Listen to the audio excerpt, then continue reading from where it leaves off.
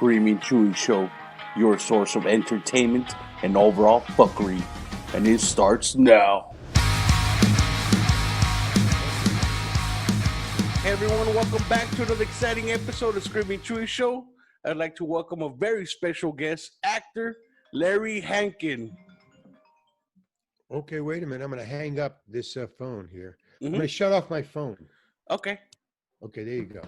Hey, how you doing? Okay, I just got a phone call just in the middle of my introduction, my great introduction. but the hell with the phone, man. I'm with Chewy. Okay. Hey, just want to say, big fan, man. I mean, I pretty much grew up watching you in shows and movies. I mean, yeah, man. I mean, I meet a lot of you guys and girls too, yeah, they're all over the place. And now their parents are watching the stuff that their kids watch, so it's really strange. I have these parents coming up to me. Oh, I love you on Friends. I said, what are you doing watching Friends? Oh, my daughter watches it. We watch it together.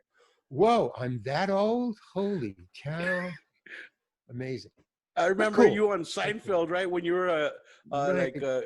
trying out for Kramer. Stole the Raisins, right? Isn't that? Yeah, Stole the Raisins on Seinfeld, right? Tom Pepper, right? Yeah. Well, yeah, all those shows. I mean, I guess they're all in reruns now. So I get these small little what do you call it? Little checks every once in a while. But it's cool. It's all cool. Also, they still pay you for the reruns? Oh yeah. I mean, not anywhere near what you get as a salary, but it's fine. You get a couple of bucks here and a couple of bucks there, and a couple. At one time I was getting like a check for 2 cents from Disney. That's crazy. Yeah, no. So I wouldn't cash them. So I get, it was some rerun of some Disney thing I did back in the 60s. God even knows what that was.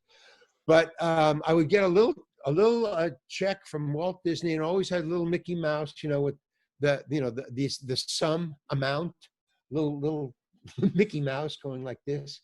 The sum is 2 cents. And so I wouldn't cash them, and I would save them up. I had a lot of them, but the reason that I was not cashing them was because it screws up their bookkeeping. 2 cents here and 2 cents there and 2 cents, and it just doesn't add up. They don't have because I never cashed them, so they don't know. So I was just doing it just to fuck with them, 2 cents at a time, but it adds up, man. The corporations, I love it, man. Sticking it to them. Just any way that I can just screw with them a little. 2 cents at a time. Try to add it up. What the fuck's going on? Yeah, right. And then finally they stopped issuing 2 cent checks. They just stopped it. I guess there was a lot of people doing it. It couldn't just been only me, but they stopped it, so they don't issue them anymore. I missed them. I miss those little Mickey Mouse things presenting me with 2 cents, Like it's a huge number. Hey. Yeah. Well, anyway. And I'm also a huge fan of Breaking Bad, man. And oh yeah. Well, me too. I mean, see, that's the thing. Well, I don't know, but Breaking Bad, I'm a big fan of. I'm also a big fan of Seinfeld. Kind of Friends. I mean, I just like the characters, like my character, the people who would come into the apartment more than I liked the friends. But these little girls, they're about like 13 to 16, are really into Friends a lot. I don't understand it. How would a 13-year-old girl understand the relationships of these people living in the apartment? But they're really big fans. I'm on Cameo, where I can send birthday, graduation things.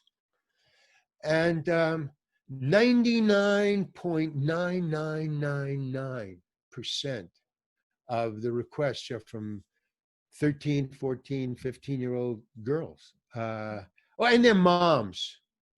Or their boyfriends. Hey, my girlfriend is having a birthday. Would you send her? no guy ever wanted me to say happy birthday to them, but all their girlfriends. Hey, would you send my girlfriend? It's amazing. Fans are really cool. I don't know. I mean, they're totally different than normal people. And I think fans, when they get home and they're not interacting with me, I think they're just normal people. But when they see the people who they're fans of, they just lose it. Or they become different people. I don't know if they lose it. They just become different people. It's really, it's amazing. I guess I do it too. You know, to the people who I look up to. Unfortunately, they're all historic now. So I can't really get too excited, about Picasso or, something like that. Okay. Yeah, you Oh like man, Picasso. old school. But I I like don't it. send them letters or anything like that, or ask Picasso to wish me a happy birthday. I don't do that. But okay, cool. Or Bryan Cranston or Marlon Brando or all the big. But so I'm very interested in fans. I guess I wonder if there's any books on the psychology of fans. Oh. What's the, because some of them really go nuts, and other people are just, hey, I really enjoy your work. Okay, great, and stuff like that. I see. Here's the thing, Burt Lancaster. Burt Lancaster. I mean, okay, yeah. I was a big fan of his when I was a kid. I used to watch all Burt Lancaster's movies. When I was older, when I was about 30, around 30 years old, I was walking in New York City, and out of this hotel comes Burt Lancaster.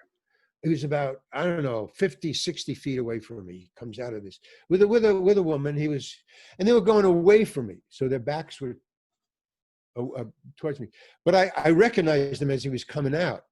So I just said to my friend, without even thinking, I just went into fan mode. It overtakes you. You have no control. And I go, just a second, man. And I started running towards him.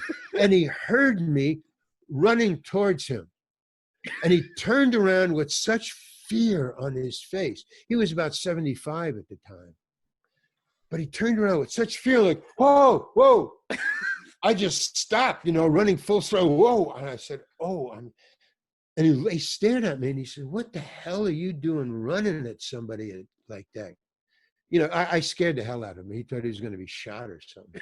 You weren't thinking about it, huh? You just ran So over. that cured me of, because he was, kind of a hero of mine. I mean, as an actor, that kind of cured me of that fan thing.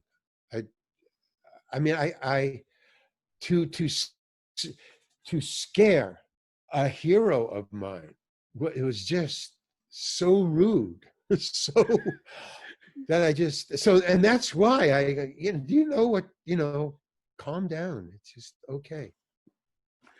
But since I did it, I mean, I know what that is. You have no control. It's really, really crazy. Just impulse, right? It's an impulse thing. But the look on his face cured me. It really did. That's pretty funny. I don't want to do that to anybody, And also, another thing, I was walking in New York. I used to live in New York. When I was 19 and 20 and stuff.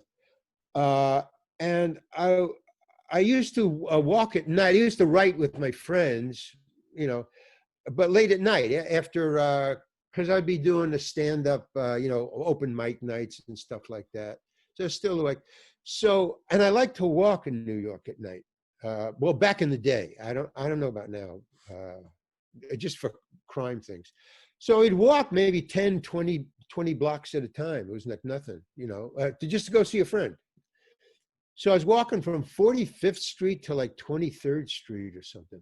I was walking, and it's about, 11 o'clock, 12 o'clock, maybe 1 o'clock in the morning. And I'm walking, and I wanted to cut across from 6th Street from 8th Street to 6th Street. So I was going across town, and I come to this alley. And I go, and I look down this alley. Okay, I'll just cut across here. And I'm walking down this dark alley in the middle of the night. And I'm thinking to myself, you know, it's New York. This is a dark alley. This is the kind of alley where you get mugged in if you're not lucky. Why am I doing this? I kept on walking. And I'm going, why am I doing this? You know, because I have, and then I go, I have a right. I'm an American. You know, I have a right to walk in a dark alley if I want. I mean, you know, I have a right. I'm walking, and then the other end of the alley, I see a guy walking the alley, and he's Oh walking on man. my side of the street. Yeah. Why didn't he cross over? He's walking on my side of the street, and he's just walking, and I'm walking. And I'm thinking, you know, this is the kind of thing where this is a mugging is about to happen to me. And I'm saying, I don't care. I have a right to fucking walk. And I'm schizophrenic. I'm saying that's crazy, Larry. And I say, yeah, but I got a right. And I'm walking, and finally, you know, like logic and sense starts to. And as he's getting closer and closer, I say, okay, all right, look, I'm going to take 10 more steps. And if he doesn't cross over, I'm at least going to cross over. I mean, I don't care if he thinks I'm chicken. I don't want to get beat up. I mean, it's just that simple.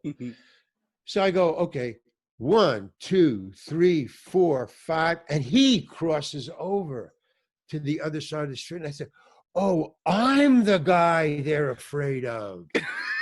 Oh, I'm 6'4". Oh, screw you people. Yeah. So that was a very interesting psychological rejuggling of what the deal is walking into a dark alley. I mean, I never did it again because that's a gamble. But at least I understood because I never looked at me. Yeah, I am. I'm a 6'4" guy. I mean, in a dark alley, you don't want to walk. That's true. Yeah, but I never realized that until he crossed over. I mean, he was thinking the exact same thing. Luckily, he was shorter than me. You know, That's nuts. He's yeah, thinking, oh shit, I'm gonna get mugged. yeah, yeah. I mean, we're both two guys. Well, you know, saying the same thing, and whoop. Yeah, all right. Uh, so yeah, there's a lot of things like that you know, really like twists your mind because you're thinking one thing and something else is happening. Something else is totally going on. Yeah, but anyway, well, that's my my fans. I don't, I think that's you pretty know. funny. You ran up to him. He's like, whoa. Yeah, yeah. I mean, but really, he thought he was going to be shot. I mean, the fear on his face was memorable. You know, you just don't want to scare any human being so you know, a 75-year-old guy. You know, uh, so yeah. Well, there's other things though. Other things besides that. I mean, in show business, there's other things besides that. There's the work and stuff. So. So what got you into show business, into acting? Well, that's a good question because frankly, I mean, just to talk to all your listeners out there, I never wanted to do anything. I I I had no interest in anything. To this day, I am still stumped by that kind of thinking. That was me. That was uh, I didn't. I had no dreams about being anything. I was brought up. I lived in the now. I mean, I wasn't depressed or anything like that. No, I just lived in the now, which, according to Baba Ramdas and Timothy Leary, is very cool. I'm here to tell you it's not very cool at all because sooner or later you got to pay the rent. That's the future. You gotta want to do something to pay your rent. And even then I didn't care because when I got older and was working in as a stand-up comedian and and making money and not a lot of money but enough to have fun. um, I um, I I was evicted from my house for not a reason of not being able to pay the rent. I was evicted because I didn't tell the land. I was living on a houseboat, a little scow. I mean, it wasn't what you think of when you think of a houseboat. This is in San Francisco when I was in the committee, when I was starting to get into show business, auditioning. Well, maybe I can do show business. I'm a funny guy. I was a funny guy in high school. I won, funniest guy in high school 2 years in a row. Nice. So I thought, yeah, nice, nice. But it didn't make me want to be a comedian or anything. I just, oh, that's great. Thank you. So when I graduated, I went to Greenwich Village when I graduated college. I went as industrial design because it was art. And I make paintings. Like, see that painting back there? That's Oh my yeah. painting. I Oh paint that. damn. Yeah. So I got a whole, if you go to my website, thereallarryhankin.com, you will see a 44 of paintings like that. That's another painting, but you can't see it because of light there. But I have them, there's 44. They're all kinds of dogs and cats and birds and women and men and pastoral, and it's just a bunch of paintings. So I'm having them put on that, like that. They're all being put, like your T-shirt. I'm having them all put on T-shirts. Oh, So that's going to be on a T-shirt. You know what the title of that is? Hood in the Hood in the Hood. Cool. I like that. I like that title. Put it on Hood a in hoodie. the Hood in the Hood. Yeah. It's a hood in a hood in the hood. Okay. So they'll be on T-shirts and stuff like that. I have one around. I should have brought it. I'll just show you up. Okay. Anyway, so I graduated high school with actually Carl Gottlieb. Carl Gottlieb wrote Jaws. Everybody's seen Jaws. Oh But yeah. I went to college with him, and he would just want to be a writer. That was all. We hung out, and then I had studied industrial design, and I was an A student, but I really didn't. I mean, I did it because my parents wanted me to go to college, but I didn't want to go to college. But I didn't know what I wanted to do, so I had no choice really. I mean, it's just, well, it's college, or what do you want to do with your life? Nothing, I was just hanging. I would just, just to get into it, I come from a very uneducated. I mean, they were all educated. They went to high school and public school.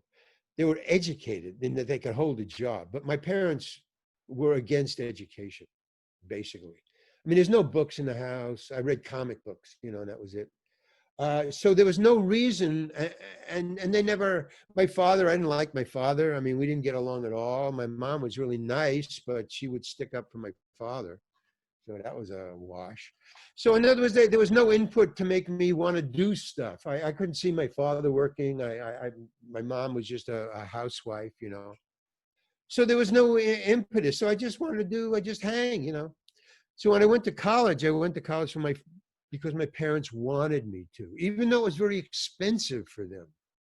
They couldn't afford it. I had to get a scholarship, But so I was an A student because I like to draw. Well, you can see, That's fucking So awesome. that's why I went, But I graduated, and then my best friend was Carl Gottlieb, and he was in the journalism school, and I was in the art school, part of industrial design. So then when I graduated, I was supposed to go to Detroit and design cars, future cars. Wow. Which would have been a kind of a good gig.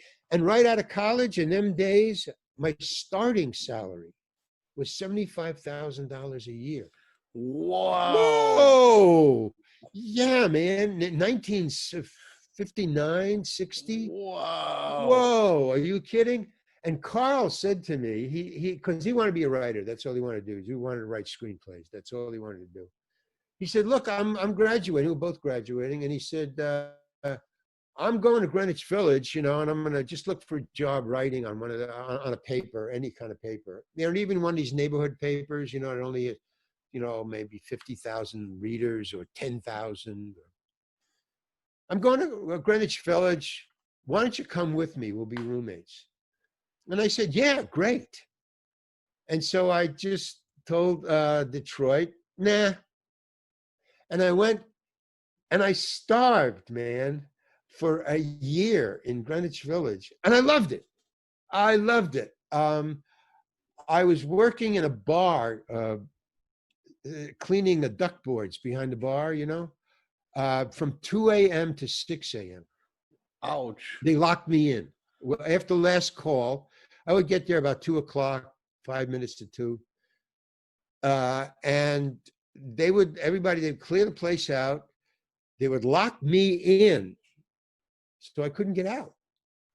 And I would clean, I would clean the bar, I'd clean the duck boards. If I see another peanut shell, I don't want to see another peanut shell as long as I live. So I would clean the bar. And then the chef, it was like a bar and grill.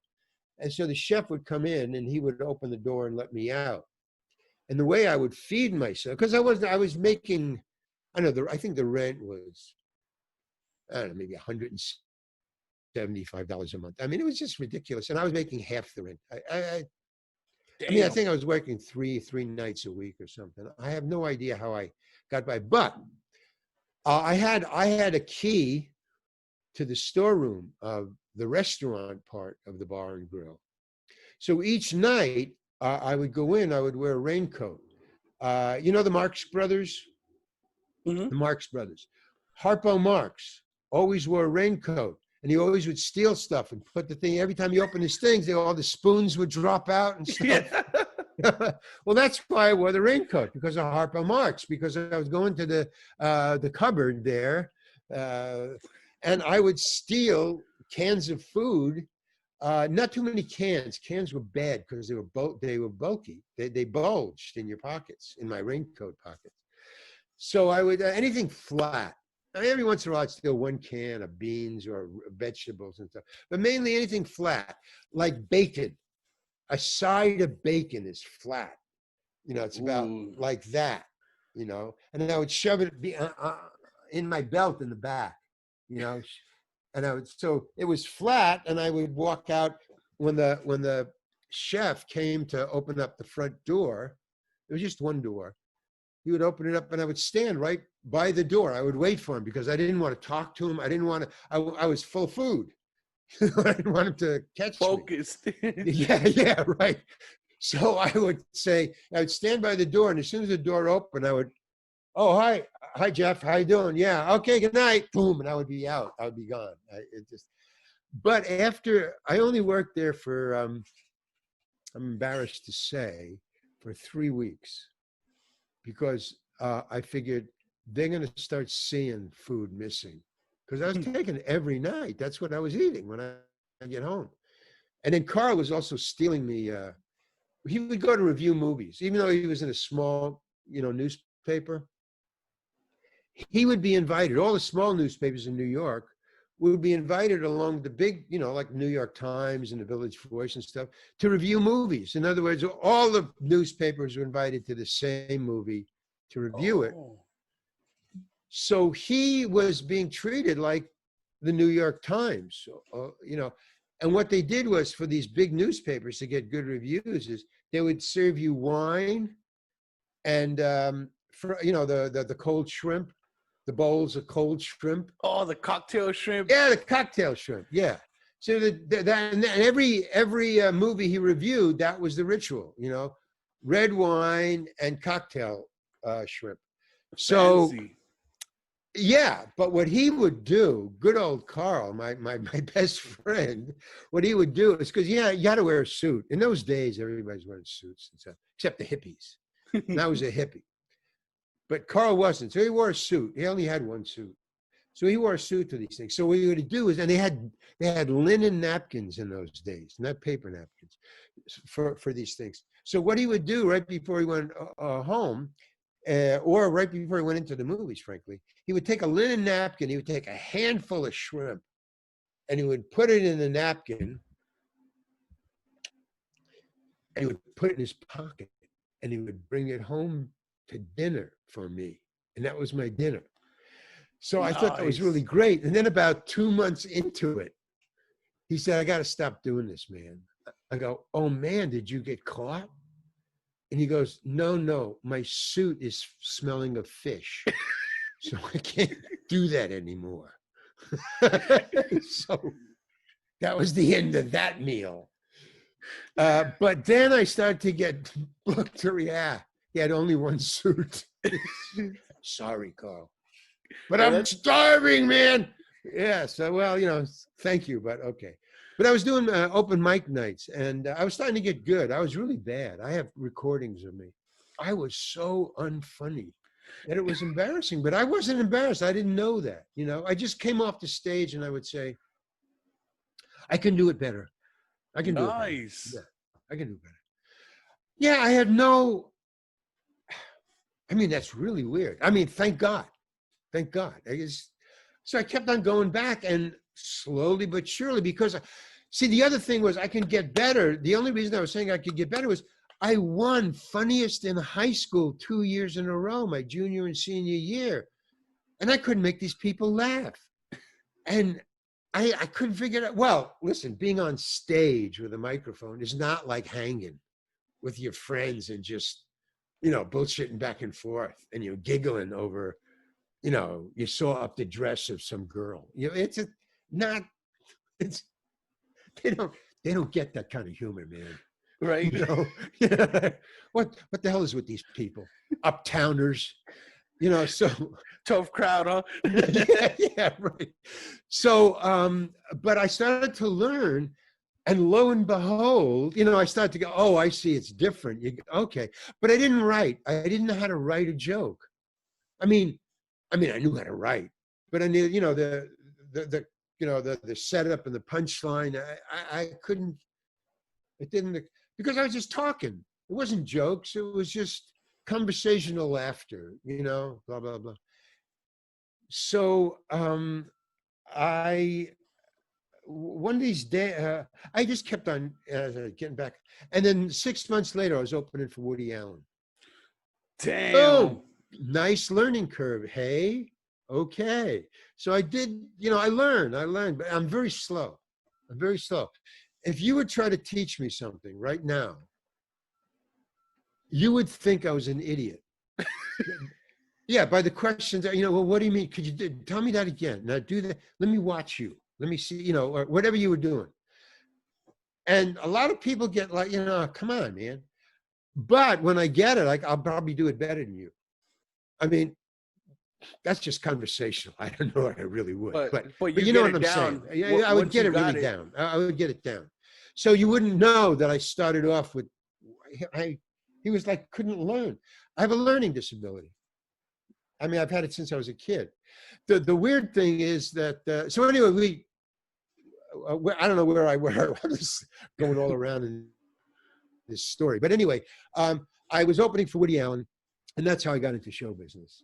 And then from Woody Allen, and then I got his manager, and then I started to get into Richard Pryor and Lenny Bruce and George Carlin territory there. Oh my God. I wasn't prepared for it. Now, those guys had been doing it, so they saw the anger coming at them in small doses, and as they get more powerful, they got more powerful, but they were always managing it. They could always manage it because they were keeping up with it. And so they were out there doing this stuff, and then here comes Hankin doing the same stuff, and I wasn't even getting high yet. That was later. Oh, damn. So that was later, but then, so it became an insult to me. I knew Lenny was getting high, and the cops were killing him for it. And I knew, those guys are, doing smoking weed and stuff like that. I didn't, for some reason, I didn't need it, or I didn't want to do it, but I was always around it. It just never happened in front of me. Like nobody ever smoked a joint and said, here. For years, because they figured, nah, he doesn't do it. Forget it. It's a waste. Well, which I guess was true. So I was into their territory without being prepared for the blowback. So I was being pulled off the stage by police, by phalanxes of police, 10, 20 police at one point down in Washington University in St. Louis, Missouri. 20 cops pulled me off an arena show of the Love and Spoonful. Holy shit. So, and I was not prepared for that, man. The Love and Spoonful said, no, keep talking. They wanted a riot. Because the kids were rioting too. And I'm yelling back at them because I was talking about sex and drugs and rock and roll. The good in stuff. the 60s. the good stuff. And or as John Lewis, the famous John Lewis said, I was getting into good trouble. but the audience, this college audience that the Lovin' Spoonful were playing for, big arena, they were booing me for talking about, for talking about sex, drugs, and rock and roll. And, I was cursing. I was saying, can I curse on this show? Oh, fuck yeah. Well, I mean, some shows, podcasts, no, you can't do it. Even today. But I was saying, fuck and all those words. Or, the George Carlin 7 words. Oh, yeah. And I was talking about, penises and breasts. And I was talking about drugs. And I was talking about just whatever you were, whatever Lenny and Richard was talking about, I was. So they started to take off, in these arenas, in these old auditoriums, those wooden armrests, you can knock them off. You can hit them from behind. They slide off. You got a piece of wood in your hand.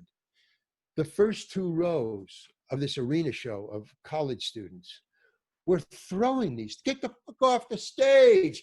They're pulling the armrests off and throwing them at me. Oh, my God. Boom, boom. And I'm going, wait a minute. And I'm yelling back at them. I thought you were college kids. What happened to sex, drugs, rock and roll? Get off the stage. And then I see no girls were throwing any, just guys. Maybe they were too heavy. I don't know. But no girls were throwing any. And then I see in the back, because they have the lights on now. Because now it's like kind of a rumbling riot. So they put the lights on. And the Lovin' Spoonful and the wings going, keep going. Because, they wanted the riot. And I'm going, no. And then I see way in the back, the guys in the back 2 or 3 or 4 rows are pulling their armrests off and passing them down to the guys in the front because they no more armrests. So anyway, they had ammunition, man, coming down. Passing the ammo? Yeah, passing the ammo down. Caissons of ammunition coming down. And then I see a phalanx of 10 cops on each side on the wall aisles marching down. And I just stood there in awe. Go, holy cow, what's going on? And they march up onto the stage and they grab me by both arms. I wasn't doing anything. I mean, I was just dumbstruck. I was just standing there saying, what are you guys doing here? And they come in and they just very gently, they were just doing their jobs. I mean, I got to give these particular cops back and say, they weren't angry. They were just doing their job. Somebody had called them saying, and there's a quote, there's a filthy-mouthed comedian on the stage. That's a direct quote to the police. Get him off. It was the dean of the college called. So they came up and they just, they're doing their job. Well, this guy, I was just an ordinary guy to them, dressed like a hippie. And they just, where are we going? He said, just off stage. And they took me off stage and he left me off stage. And I said, and then the 18 other cops split. All right, we did a good job. Cool. We got him off this. We got this filthy mouth comedian off the stage. Now let's leave him alone backstage because we did our job. So they leave, and then there's 2 cops just standing there, just next to me. And I'm going, why are you guys here now? What's going on? And he says, we have to guard you until the Lovin' Spoonful start playing so you don't run out and start doing your act again. So I said, oh, okay. So we just stood there, the 3 of us, I don't know if we had any conversation, but we, there was basically 3 guys standing backstage. 2 guys who were in uniforms and 1 guy looked like a hippie, but that was all that was going on. And then the band, they had to get set up real fast because I did a 20-minute to a half-hour act, and they stopped me 15 minutes into it. So there's 15 minutes where they didn't know what was going on. So I had to stand there for like 15 minutes while they set up the band. They wouldn't leave. I said, no, I'll stand here, man. I'm not going to go on. They're putting up. No, we got to stand here until the band starts playing. Okay. So then the band starts playing. They're like, well, goodbye. They just left. not like today. Right. It would have been Not very like Portland. I gotta say. I gotta for say. sure. So, but okay, and then the Love and Spoonful, went on. He said, "No, man, you should have went on. You should have kept going." Yeah, right. Okay. So they go on. They play. They did. Oh yeah, everything is rock and roll. Now it's sex, drugs, rock and roll. Because what a great day and sex, drugs, and rock and roll. Okay, so so now the next gig. So now we're thinking, and there's a huddle after the show about what do we do with Hankin? I mean, now we got a liability on our hands. Now there's going to be cops at every show, and then they're going to pull him off. Oh man. So we fly up to Northwestern University. I think it's in either Michigan or Wisconsin, Northwestern. And we get to the hotel. We fly in. We get a bus. We go to the hotel. We check in. And as we're walking to the elevators to go to our rooms, there's 5 of us. There's the 4 Love and Spoonful, 2 managers, and me. We're all walking to the elevator, and 3 people get in our way.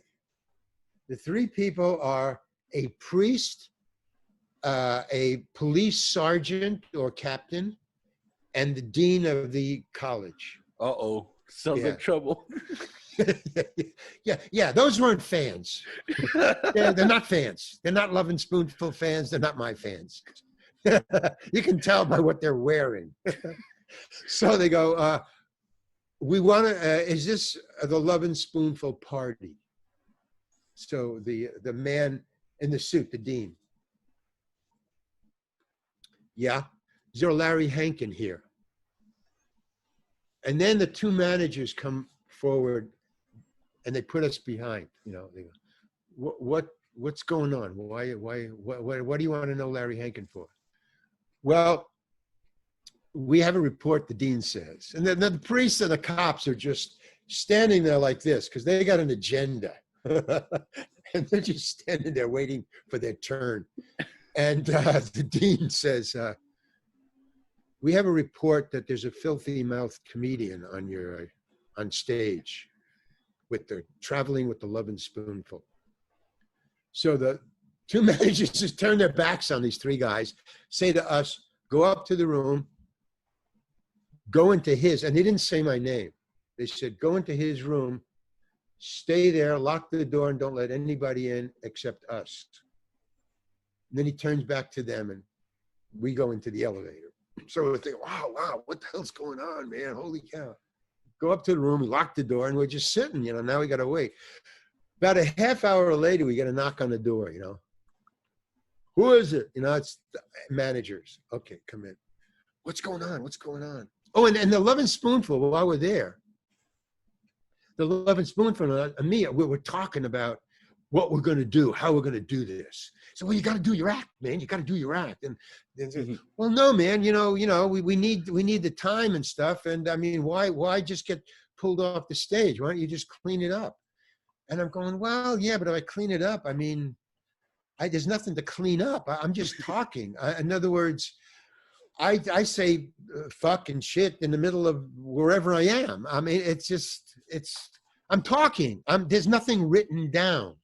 It's a set piece I have in my head, but it's kind of loose. I don't know. It'd be kind of hard. And then there's not enough time. It'll cut my show down to about 15 minutes. So finally I decided to do my act. Fuck it, And then they said, yeah, go ahead, do the act. So we open up the show, and then, Larry Hankin. I come out.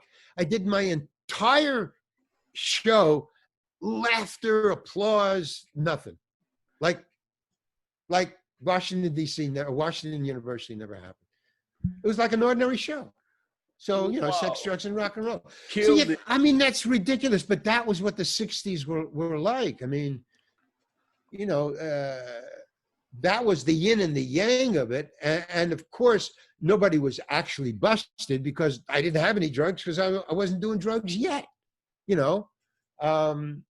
So, show business is really weird. It's not, just what you see on television or when you go to a nightclub. I've gone to a nightclub opening for the Kingston Trio, which is a nightclub. Now it's not an arena. So everybody's, it's a Tony Bistro. Everybody's cool and uptown. And it was a very high class nightclub. It was number 1 Fifth Avenue, it was called. Classy place, right? Number 1 Fifth Avenue. So that was my first, well, anyway, I get on and I'm opening for the Kingston Trio and I'm in the middle of my act. So in a nightclub, the stage is only that high because, it's a bandstand, it's a little thing. And then there's a dance floor. There's a big dance floor. And then the tables are behind there. So you can't see, it's black. You can kind of see when you're standing on stage with a microphone, lights are in your eyes. It's black out there. You can't see anything beyond the dance floor, and then it gets black. So I'm standing up there, I'm doing, and I knew before I went on that it was a very slow night. Oh, it was Jack's it was in Boston. Before I went on, there was a snowstorm outside. So there wasn't very many people there. So I wasn't very worried. It was the Kingston Trio. Okay, I get on my stage, I'm doing my stuff. And out of the darkness, I'm on the stage for about 4 minutes tops, maybe 5. A guy comes out of the darkness. He was dressed in a suit, but he looked like a lumberjack. I mean, he was very tough. He was as tall as me or taller than me. So that's a sign that somebody has to leave. One of you two has to leave. Like in a dark alley. Exactly. One of you two gentlemen shouldn't be here. So this guy comes at me in a suit like a lumberjack, and he's got an upside down beer bottle in his hand. And he says, "Get the fuck off the stage." Holy shit. Whoa. I go, right. And I just get off the stage. I know what to do in various situations. No questions asked. asked. For me to cross over. So I just got off the stage and I went to the bar and I just sat down. I mean, it's just that simple. Get off the fucking stage. Okay, man. Boom. Sat down. He just walks back to it. And now there's nothing up there. Bartender comes over and he says, "What the fuck you doing here?" And I go, "Did you see that guy come at me with a beer bottle in his fist?" He goes, "Yeah." I said, "Well, I'm not getting back on the stage until you get rid of that guy, man. I'm not fighting him. Well, I'm a comedian. I'm not a fighter. I'm a comedian."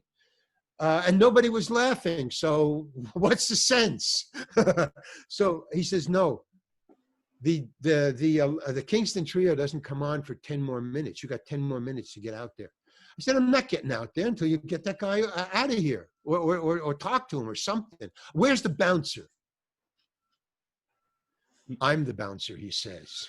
Oh, shit. Back out on the stage. Yeah, get back on the stage or you're not getting paid. I said, "I'm not getting paid because I'm not getting out on stage." He says, "You're fired." I said, "Okay." And I just walked out of the club. Fuck you. Walked out of the club. I get outside. It's a fucking blizzard out there, man. So I got to walk in. "Can I use your phone?" I got to call a cab. I'm going to the airport. So, all of a sudden, I'm just, some guy coming in out of the storm. I don't know anything about what's going on in here. So, I mean, so I called my manager and I said, "Look, I can't do this. The cops are pulling me off the stage. A guy just came at me with a beer bottle. I mean, I'm a middle-class Jewish kid. I'm in this for fun.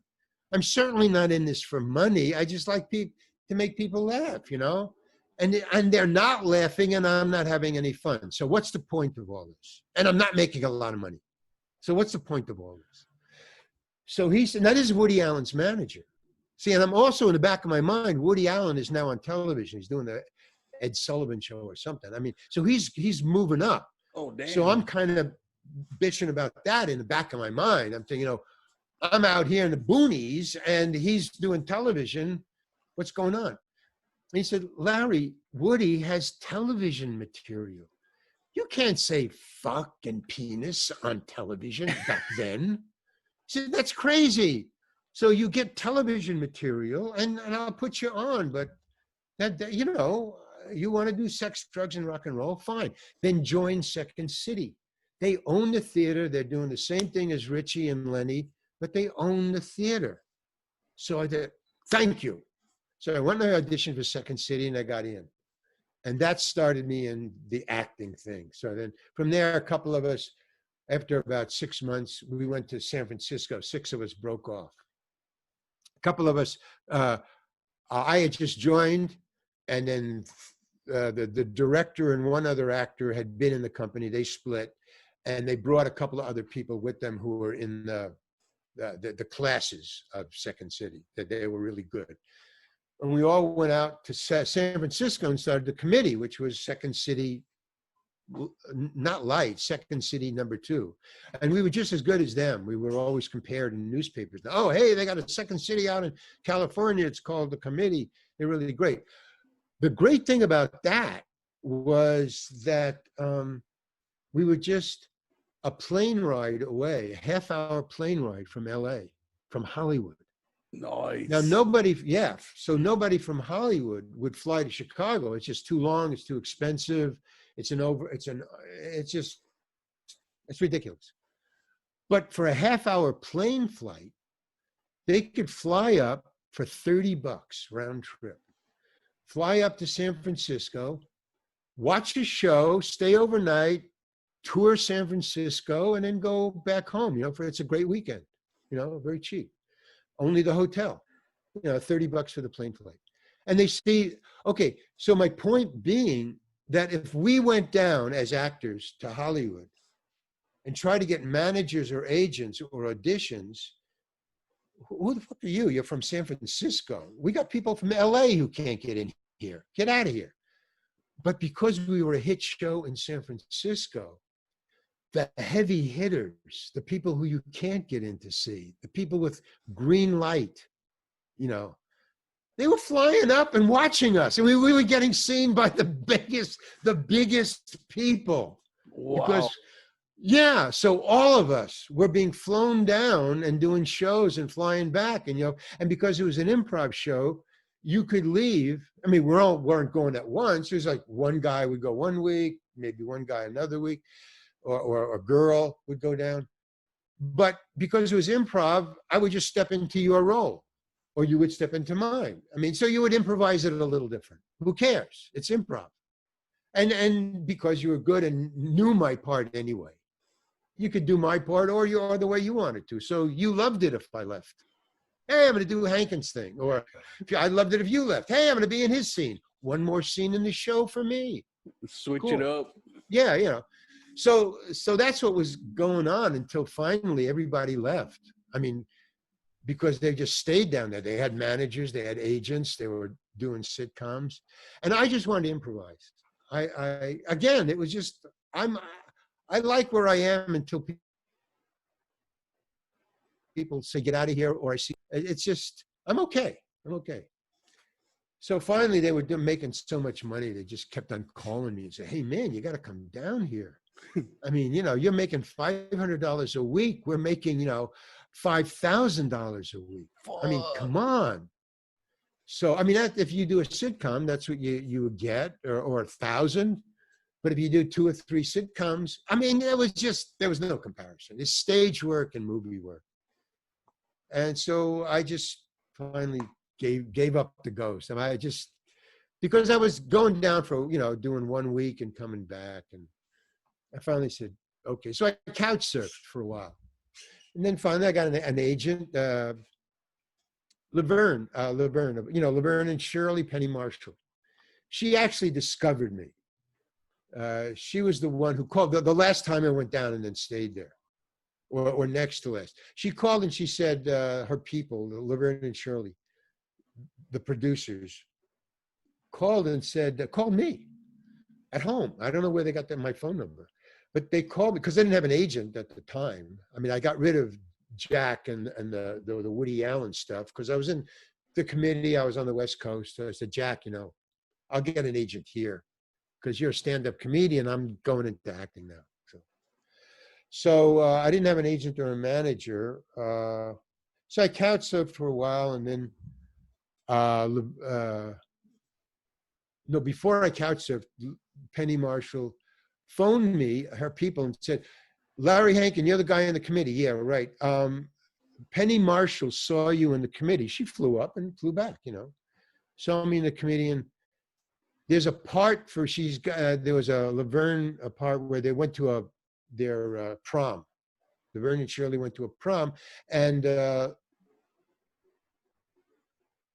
Penny Marshall needed somebody to dance. So she saw me in the committee, and I was a tall, funny, physical actor. So she said, I want to dance with that guy, get him down here. So because I did the Laverne and Shirley show, I got a manager. So in other words, I wasn't trying. And each time something happened, I was kicked off, but then this happened, or, Woody Allen's manager came into the thing, or, so, and then finally, I guess a couple of years ago, I started to have to think about what am I going to do next? Because, just waiting around for something to happen is not cool after a while. After your hair turns white, it's not too cool. Yo, I can't do that no more. yeah, right. Just hang. Hey, man, the sun will shift. Sun turns up. It always does. So I started to think, okay, movies, writing movies. So that's really where I'm at now. So, and writing, I've been writing for years now, since I couldn't write my stand-up stuff. I never, in my entire time of opening for Miles Davis, so Miles Davis wanted me to tour Europe with him. Damn. Yeah, but I wanted to stay in America. I thought there'd be more money. There wasn't, but I did think that. But after a while, you just start to think, writing. So around I wasn't writing for my stand-up. I never wrote anything for my stand-up ever. I do minutes. If anybody wants to do stand-up, I'll give you a hint. You got 2 minutes. From the time you're introduced and get in front of the microphone, you have 2 minutes to do anything you want. You can pull your pants down, you can cross your eyes, you can make funny faces, you can turn your back on the audience, you can play the kazoo for 2 minutes. The audience will listen or put up with it. They won't do anything. They'll just sit there. What's going on? What? I thought they said he was a comedian. But after 2 minutes, they get very angry. Oh. So, yeah, they go, well, hey, boo, hey, come on. They start to, but I would use that 2 minutes. Because, after a while, I would get this. And I thought, well, what happened? They were quiet. I was doing nothing. I was talking. I wasn't being funny. That's what I was doing. I was not being funny. And they listened for 2 minutes. And then, hey, man, on the open mic night. So I would use the 2 minutes to try new material. I would just get up there and talk about anything I wanted for 2 minutes. Smart. At about 1:45, I would go into or maybe if I went to 2 minutes and 15 seconds. This was like, I swear to God, by the clock. This is really what happened. You got it down to the science. Yeah. And well, that's part of I'm very, minutia oriented. About 2 minutes and 15 seconds when I see, I thought, okay. I just go like that. Okay, all right, hold. I would just stop doing whatever I was doing. Okay. I'll go into my act now. Oh, okay. And then I would go into my act, and talk about what I've talked about yesterday for 2 minutes and found the laughs. So then I would start with that, the new stuff that's kind of funny. And you just move the stuff up. You just move this 2 minutes. That didn't work. The next night's 2 minutes. Try a different formula. And you just be this moving thing, and then so you would get these hunks, and then finally when you had a show which was 20 minutes, then you would stop doing that for a while. You just come on with your 20 minutes and open for Woody Allen. No more experimenting. This is the big time. Just start, and you got 20 minutes, so use it. So I do that. But then I was kind of stuck because I got out of the habit of the 2 minute thing. When I went back to the 2 minutes, I was still a little rocky, But there's those kind of things. But anyway, I was in show business and doing sitcoms, and that's what I'm known for now. But I'm going to go back to it. I really am. I'm going to go back to it. Because you're just standing there and you just, it becomes conversational. It becomes like you're hanging with your friends when you're really good. I watch HBO. This all the stand-ups. When they're really good, man, they're just talking. They're flashing images. They're just throwing it out there, and they got it all down, and they know how funny they are. So it becomes conversational with the audience, and you're just winging it. It's live, and it's just you and them. There's no cameras and no people, except for the Love and Spoonful. No, stay out there. We want to riot. No, just. I didn't know you were quite a riot maker, man. Well, I didn't either, man. That was not my point, but I certainly got a lot of people angry. And I didn't understand why, because, hey, man, I'm being funny. This is funny. Don't you find this funny? And, I was at the talk. Well, I mean, I only did it once with the Washington University audience, where I was out there for so long under these barrage of things that I was talking to them while I was, don't you, I mean, this is funny, man. This is sex, drugs, rock and roll. What's the matter with you people? Dodging things. Yeah, no, I really was. Hey, come on. So, the only thing I'll give them, these rowdy students, these youngsters, was I really don't think they were trying to hit me. Because I think if they wanted to, they could have. They were going all around me, and I was ducking and dodging. But I mean, I wasn't doing it like that, like, hey man, that nearly hit me. No, I was just moving. I kept a moving target, kind of. So I don't think they were trying to hit me, which I guess I'll give them that. But if they weren't, screw you guys. But that was like 30, 40 years ago, man. They're probably all down with COVID by now. Right? Very true. I mean, if you're doing that then, you're probably doing this now. So, I know you people. I know you people. You know it. You got it down.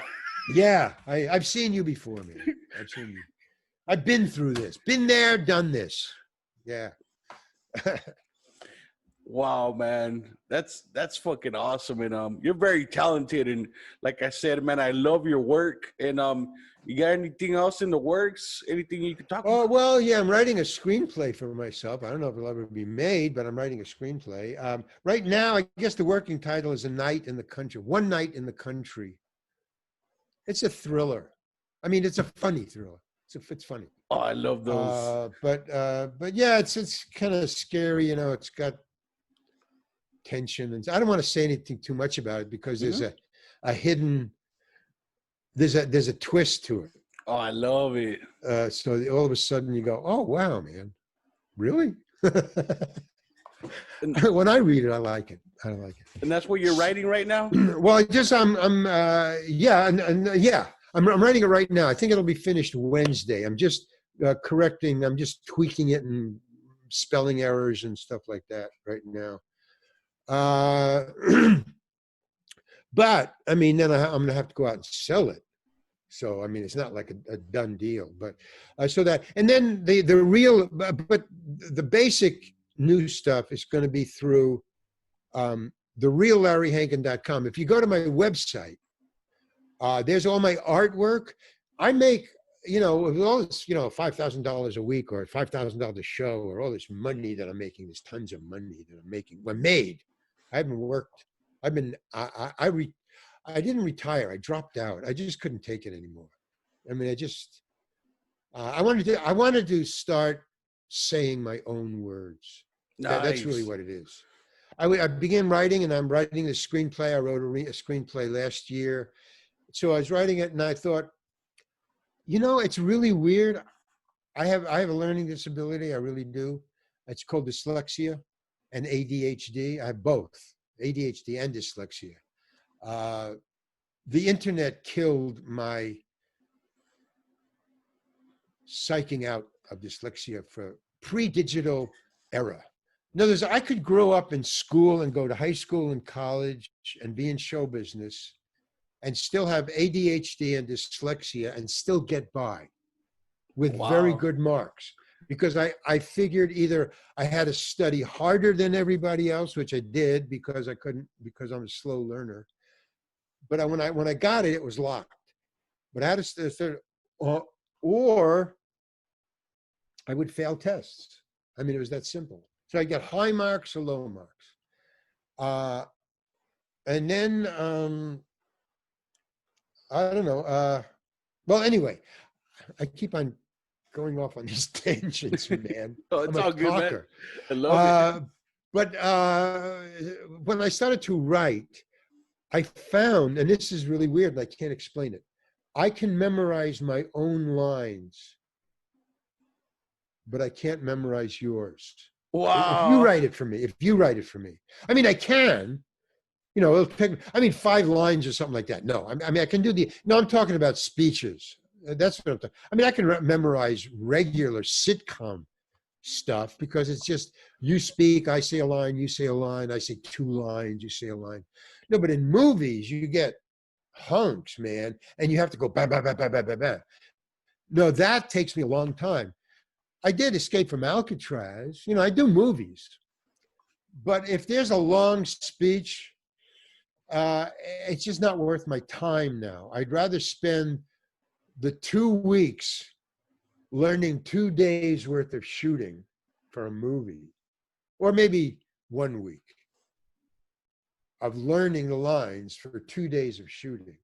I'd rather use that time to write my own stuff, to just work on me. I mean, I'm past the sitcom. What do you call it? A comic character actor. Oh, okay. I'm moving out of. I was, and you know me as, and everybody knows me as, a character actor, a comic character actor, or a character actor. And I'm trying to move out of that. And as the character roles got bigger, my ability to memorize the lines started to get longer and longer and longer, until finally I said, wait a minute, I'm spending way more time memorizing this than I am doing it, when I could be writing my own lines from my own film shorts. And that I can memorize easier for some reason. I guess because it comes from the inside out. I don't know why. So on my website, thereallarryhankin.com, I got about 30 film shorts that I've made. Oh, nice. So there's some are 2 minutes, some are 3 minutes, some are 20 minutes, some are 10 minutes, some are just screeds to the audience. I mean, just, me talking just like this to the audience, and not a character, just me talking to you. Just all kinds. And on Vimeo, if you go on Vimeo,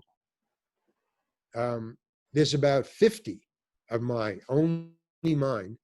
And then if you go on YouTube, they're just all over the place. If you go on YouTube, there's like Larry, if you Google Larry Hankin, no, not Google, if you type in on YouTube, Larry Hankin, I don't know, there's everything I've ever done is on there. And either Sometimes Jones, Emmett Demus, EMMETT Emmett Demus, Sometimes Jones, or Larry Hankin. They're all over the place. And then I'll put my writing up there, and there's my biography, and so all the new stuff that I'm going to do on Facebook. So there you go. Awesome. I've told you everything. Hey. There's nothing more that I could bare my soul to the public than what I just told Chewy. So if you didn't hear it from me and Chewy, you don't know what the hell's going on.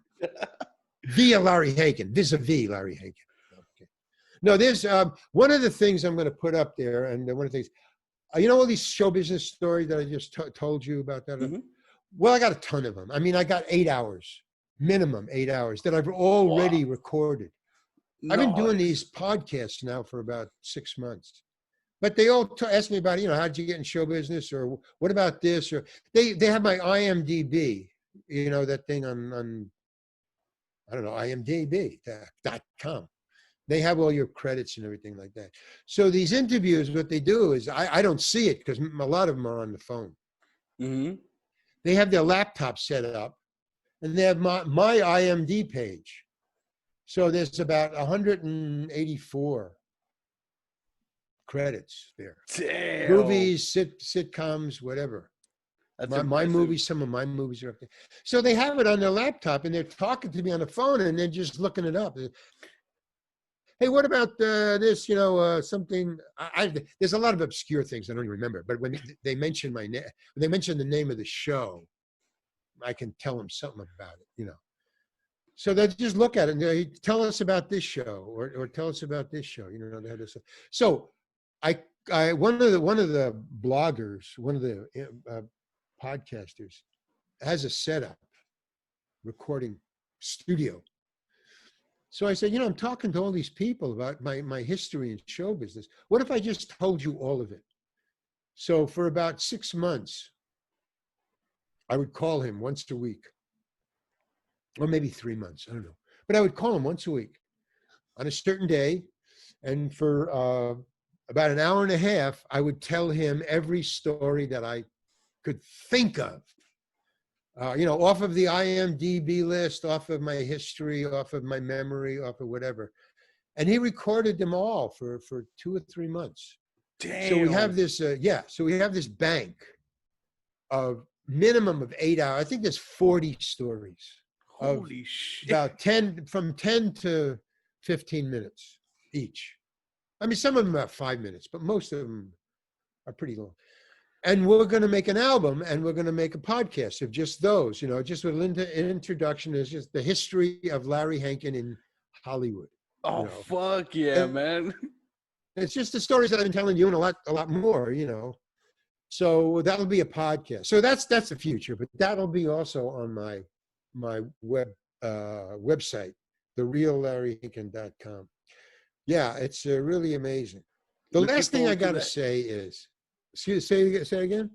Oh, I just said looking forward to that as well. Oh yeah, me too. It sounds, we've got it down. We've got the 8 hours down already.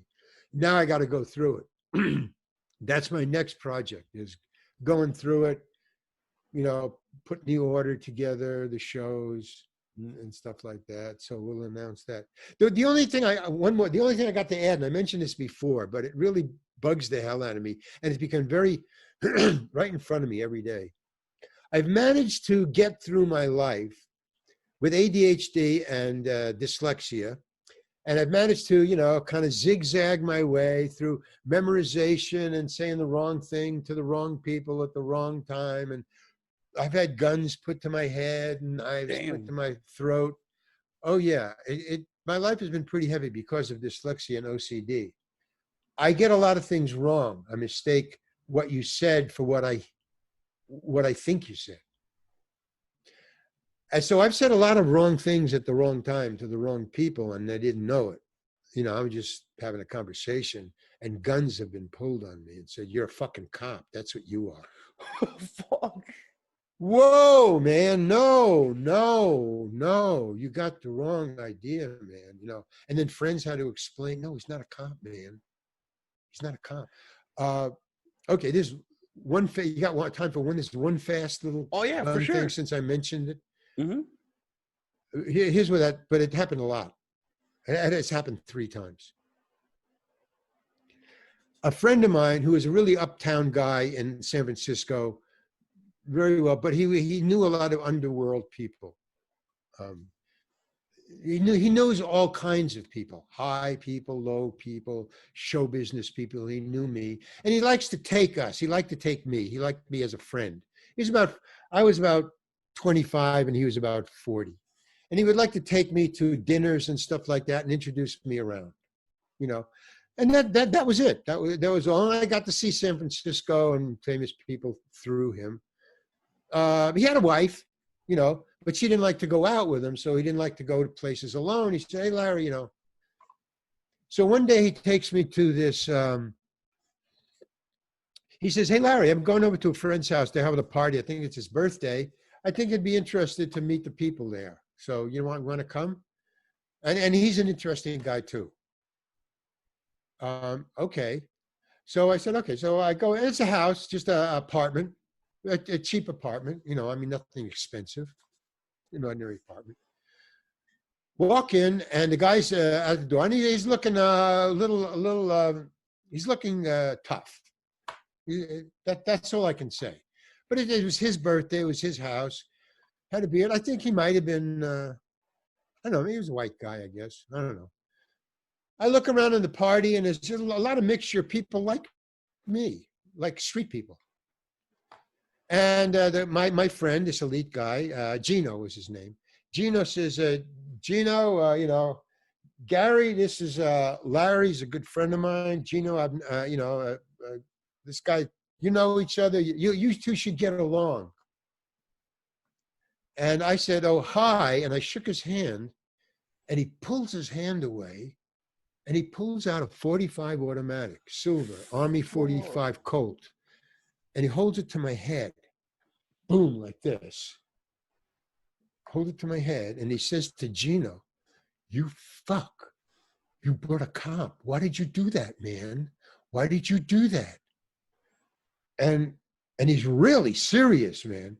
And I'm saying, I'm not a cop, man. What's going on? What have I been brought into? And Gino was saying, no, he's not a cop. He's my friend. This guy's a good guy, man. No, what are you talking about? And now, later, it turned out, I got out of this alive, as you can see. But later, I found out he's a drug dealer, a major drug dealer. So that's what was going on, and I had no idea about this. So he's saying, this guy's a cop, man. Why did you bring this cop here? And then, which is the worst, this is the worst words I've ever heard in my presence is, he's holding a gun to my head, and he's saying, why did you do this, man? Why did you do this? And all I could read from what was going through his mind is, I'm going to have to kill this guy. Why did you do that? Why did you make me kill somebody? That's what he was saying. Oh my God. And Gino is pleading. He's saying, no, man, he's an okay guy. He's an okay guy. Have you ever seen the committee? He was just grabbing for shit. Now, the committee was a theater that was actually 2 blocks away from this guy's apartment, right at the moment. So he said, have you ever been to the committee? Have you ever been to the committee? And he goes, yeah, what about it? He said, well, he's in the committee. And the guy says, fuck, man, this guy's in the committee. He said, hey, this is a funny guy, man. Hey, this is a fun, wow, I'm sorry, man. I'm so sorry. Hey, oh, Jesus, come on in, man. Come on in, Like, sorry, I was about to kill you. You're a good guy. You're a funny guy. That really happened. Exactly the way that I told you. He reckoned, thank God he had been to the committee. Thank God. 2 blocks away. Yeah, I mean, but that's because, I mean, that wasn't so much the dyslexic. The thing, but it was, because between the ADHD and the dyslexia, I couldn't figure out what to say or what to do. No, I'm an actor. I say that all the time now to people. Where have I seen you? Where have I seen? Have you ever been to the committee? Have you ever seen Breaking Bad? Oh, right. Yeah, that's who you are. And I think it comes from that particular moment where I should have said, have you ever seen the committee? Have you ever watched television? That's where you've seen me. Because a lot of people recognize me, but they don't recognize where they know me from. I mean, in the beginning. Now, I think I've been on so long that they finally know, okay, he's a television actor. Because now they come up and they say, where do I know you from? They say, you're an actor, right? I go, yeah. See, but back then, no. Whew, no anyway, but I got a lot of those stories. And they're all true, man. I don't lie. Man, I had no idea you lived such a crazy life, man. Wow. Nobody loved. The only person who knows it is me. I've lived such a weird life. And it's because of the ADHD and the dyslexia. because a lot of times, well, to finish the thought of why I got to that story was, so I managed to weave my way through life with ADHD and dyslexia, which gets me into all kinds of trouble, like I just said. But I managed to do it and still stay alive and be okay. And maybe once or twice or 3 times it happened that bad. But when digital came in and the internet came in, ADHD and dyslexia are bamboozled by it. There's too much information. What it is, doctors and me have figured it out, is my mind is going so fast that if you give me just that much, too much information, it gets scrambled. There's too much information coming in. I can't slow my mind down enough, except marijuana. Nice. Cools me down. It cools me down so I can understand.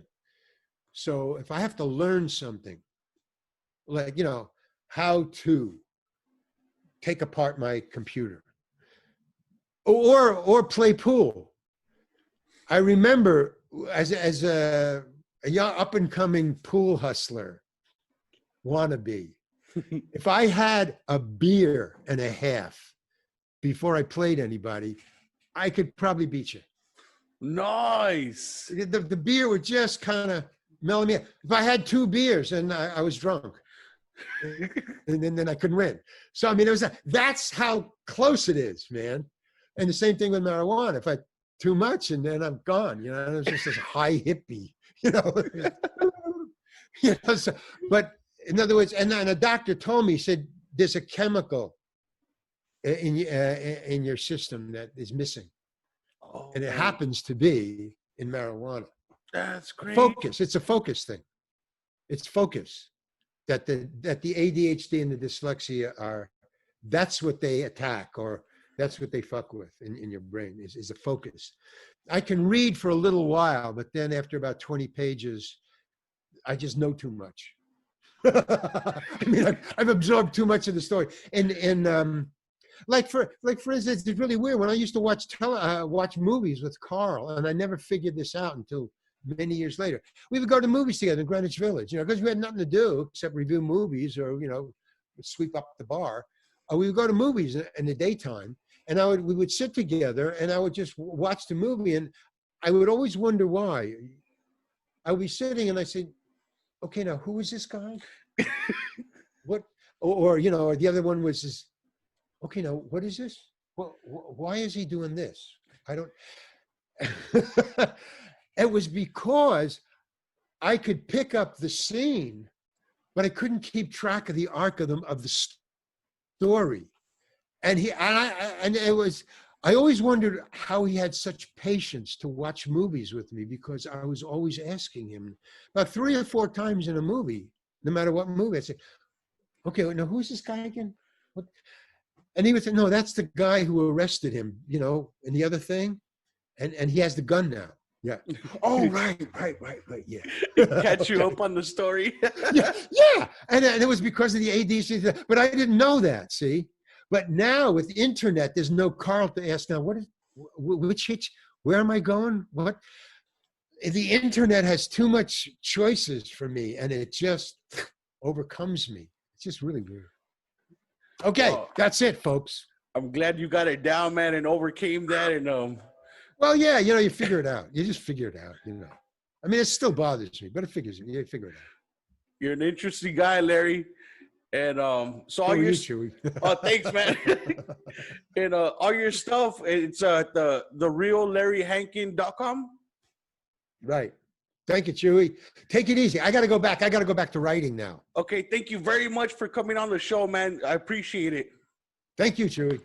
Talk to you again. Hey, man, anytime you need somebody to talk to, Oh, for sure, man. I love down your the road. stories. Okay, when I got new stuffers, when stuff comes out. Okay. For sure, man. Just hit me up and.